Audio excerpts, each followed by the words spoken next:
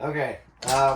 We're gonna raise the top bunk up and leave it up there, and then we're gonna flop these down, and I can show you the different positions that they're gonna be in.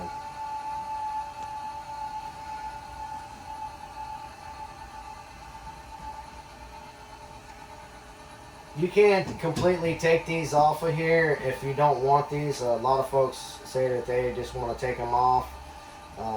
They're easy to take off and put back on if you need to.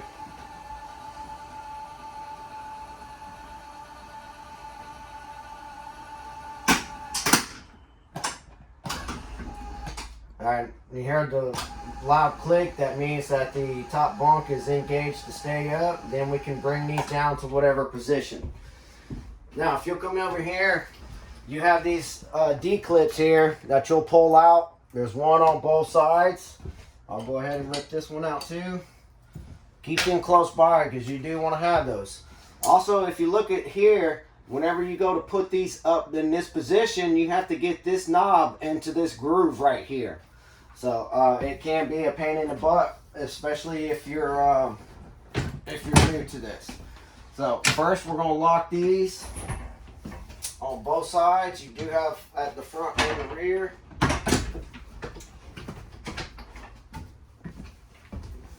Alright. Now if I didn't lock these, I wouldn't be able to hold this up. This piece here would just go falling right up, and it might hit you in the knee or in the leg or something like that. Also, if you notice on the bottom down here, we have these legs. We can adjust these legs down. Basically, we want to set these up for whenever we're sleeping on this. Whenever we got both of these stretched out like this, you want to use these for when you're sleeping. Whenever you're sitting down, using them as sofas or chairs, you want to have those up. That way you can sit down. Alright, so we'll go ahead and bring these down. But you see on that side, we can't go down very far because we have that folded straight down. So you don't want to bend that up or anything like that. So if you wanted to make a couch, set it up in a couch position, you're going to pick these up. And then we're going to slide the knob into the groove on both sides. Then we're going to take our D-clips, pin and lock it. That way it doesn't come out and doesn't come hitting you in the head or anything like that. I'm sure there's a lot of videos on the internet on what people do with these, so go exploring and see what kind of configurations you can come up with.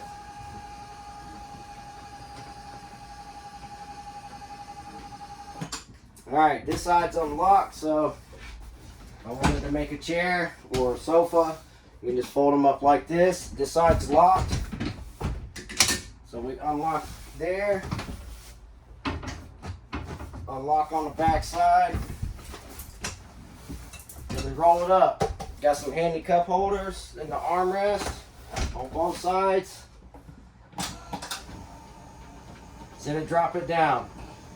If you're worried about weight or what have you, you can flop your legs down if you want. Just be careful and know that whenever you have this sitting down on the ground, that the legs down, that you're not going to be able to go as far down with it. So this is about as low as you can go with it. Be able to sit down on it comfortably. Have your back gate down, have the patio opened up and stretched out. There should be, you have a roll-up cover up top here on the brush, and here's a track. So reach up, get this guy pulled down. This is a nice full solid screen. Whenever you're entertaining and don't want to have a bunch of mosquitoes and bugs coming like that coming in, and you can especially on nice fall days where it's cool outside and not extremely hot. All right, windows. You do have a fire exit window at the back here. You'll pull your red tag here, rip your screen out.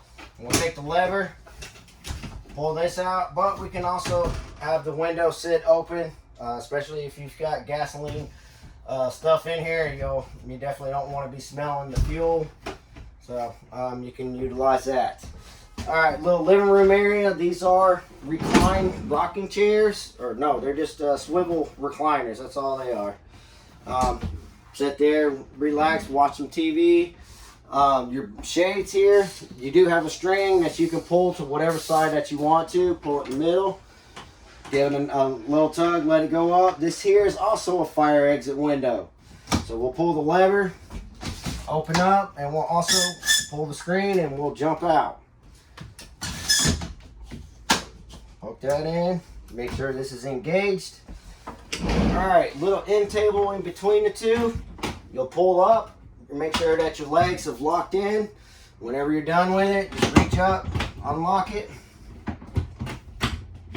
Alright, I got one side done. There we go. Fold it down. Whenever you're transporting, you do want to have both of these like this. You'll take your strap, come through there, you'll wrap around the arm, come through, and then you'll reach to your lanyard laying over there. All right, overhead storage. Also have a 110 outlet here. A lot of overhead storage, especially for tall people, not for short people like me. All right, the bathroom. All right, bathroom. You've got a nice stand-up shower in here. It's a nice, very tall ceiling. Your shower doors are glass. So whenever we are transporting, we want to make sure that we have our travel strap strapped onto the doors. That way our doors aren't flopping all around. All right, bathroom sink with hot and cold water, medicine cabinet. A little bit of storage up underneath there. Again, there's a panel that's blocking all the plumbing. Basically, don't want it to get beat up or bent or cracked. All right, toilet bowl.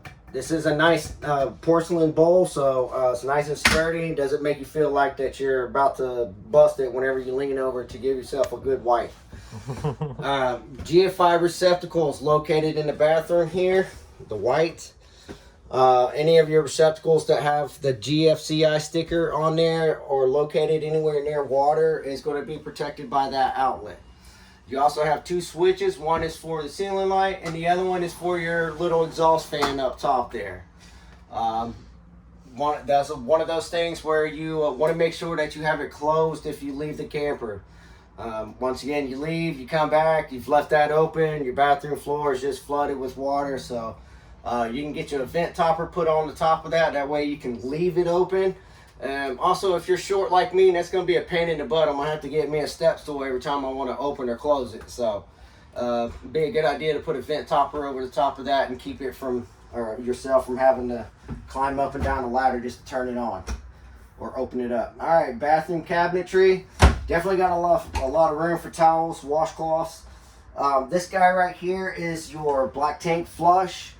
It is very important that we don't beat that up because whenever you turn water on, water goes up one side and comes back down to the other side. So if you happen to cut those, you go to flush a black tank, you're going to have water inside the cabinet there. All right, let me go through that way. Maybe. All right, bedroom area. Once again, you've got the pull down shades. I always recommend traveling with these up. The more you can keep them up, the better. If you keep them down a lot or all the time, the spring pretty much loses its tension and it doesn't roll up as tightly as it should. So if you can, let it stay all the way up, like when you're transporting or whenever it's at home or what have you. All right, fire exit window, just like the one in the rear. Pull the red tab, yank the screen out, lift our lever out, jump out, or we can let it sit in the groove and let some fresh air come into the room. All right, closets on the side, both sides. Also have USB charge ports and 110 outlets. Have your personalized reading lights. And that one's not working. All right, I'm gonna check on that. That one I know for sure works. All right, yeah, it's basically just a spotlight. This light here will be fixed by the time you take over it, but overhead storage up over top. Also have your second air conditioner installed. This is specifically for this room. It is not to help out the rest of the camper, so specifically for this room. You can use it here, which we call the dump zone, or you can open up your fins on the sides and or on four corners if you need to. Let air come out that way and this way. Or if you don't like cold air blowing on you, you can just close it up, let it go off on the three sides there. Either way, this is not a heat pump. This is air conditioning only. And also, this vent here is from your main air conditioner up top there. And you can turn and adjust this, or you can close it depending on, well, whatever your application is that you're looking for. All right, big king size mattress. You have all your table, your outdoor table here, and this box here is just from your TV. Some people prefer to travel with their TV in there and not up on the wall. So they leave the boxes left in there for your discretion.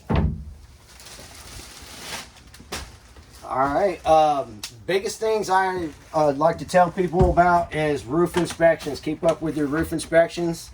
If you don't have any kind of documentation, the manufacturer's going to say, sorry, I can't help you. You're going to have to pay for whatever water damages was caused for or buy it. So keep up with your roof inspections. And also, when you come in for a roof inspection, tell them you want the exterior sealants checked around your windows, doors, compartment doors, anything like that that has sealant on it. Sealant does crack. It gets stretched out whenever we're traveling with this, and then the sun softens it up. So a lot of variables there and reasons why you need to make sure you have all your sealants checked at least once or twice a year. All right, have any questions, don't hesitate to call in. My name is Rory. I'll be happy to answer whatever questions that you have. Have a nice adventure and good luck.